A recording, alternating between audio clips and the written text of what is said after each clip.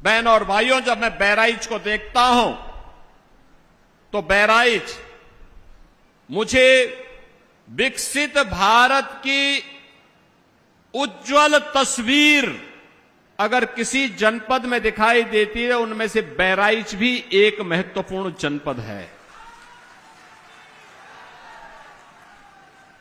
बहराइच भी उसमें से एक महत्वपूर्ण जनपद है।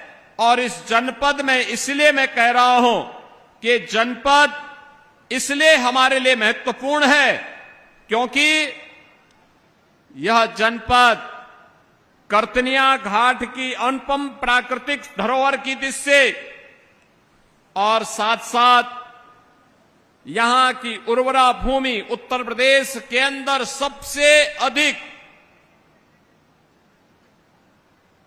नेचुरल फार्मिंग के लिए यानी प्राकृतिक खेती के लिए किसी एक जनपद के अन्नदाता किसानों ने कार्य किया है तो बहराइच उनमें से एक जनपद आता है। बहराइच उनमें से एक जनपद है और इसलिए मैं इस उर्वरा भूमि को, यहां के अन्नदाता किसानों को और ईश्वर प्रदत्त इस प्राकृतिक धरोहर करतनिया घाट और सरयू मैया के द्वारा प्रदत्त इस प्राकृतिक धरोहर के लिए भी आप सबको मैं बधाई देता हूं, आपका अभिनंदन करता हूं। और बहनों और भाइयों, इसीलिए आज 2 विधानसभाओं की 70 नई परियोजनाओं को लेकर के हम सब यहां पर उपस्थित हुए हैं। याद करिए, बहराइच जनपद आज से 9 वर्ष पहले ये एस्पिरेशनल जनपद था। एस्पिरेशनल जनपद का मतलब आकांक्षी बनकर के रह गया था, हाथ फैलाने के लिए मजबूर था। लैंड माफिया,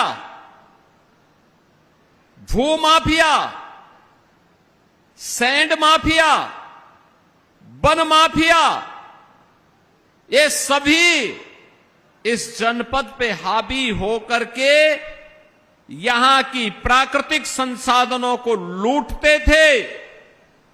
बदनाम यहां का आम नागरिक होता था। हर प्रकार की अवैध और अनैतिक गतिविधियों का संचालन सत्ता के संरक्षण में रहने वाले वे माफिया करते थे। बदनाम बहराइच जनपद होता था और आर्थिक स्थिति भी खराब होती थी, न केवल यहां के नागरिकों की बल्कि पूरे जनपद की।